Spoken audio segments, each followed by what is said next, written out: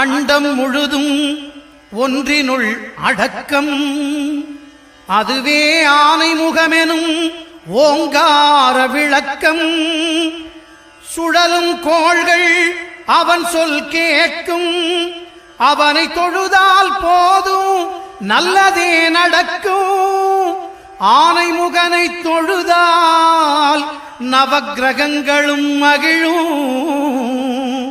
நல்லதே நடக்கும், நல்லதே நடக்கும்.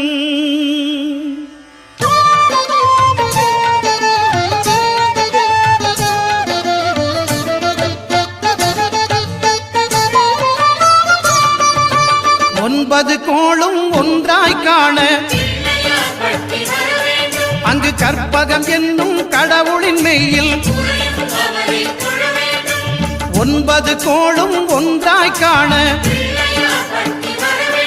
அங்கு கற்பகம் என்னும் கடவுளின் மெய்யில்.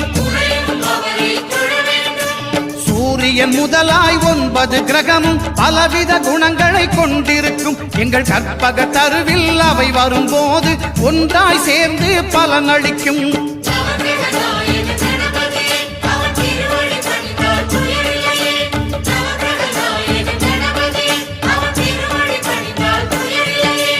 ஒன்பது கோளும் ஒன்றாய் காண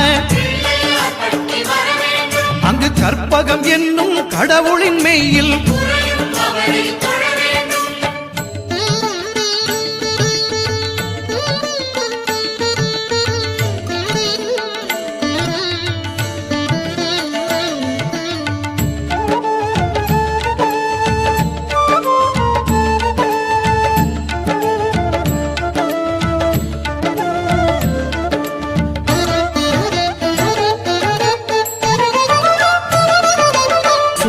பகவான் ஒளிமுகம் காண அங்கு கற்பக தருவின் நெற்றியில் மலரும்.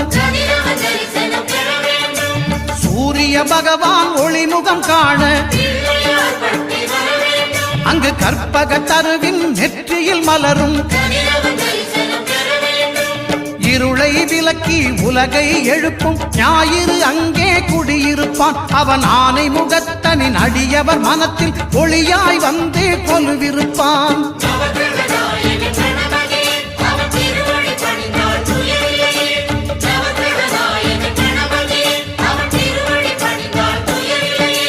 ஒன்பது கோளும் ஒன்றாய் காண அங்கு கற்பகம் என்னும் கடவுளின் மெய்யில்.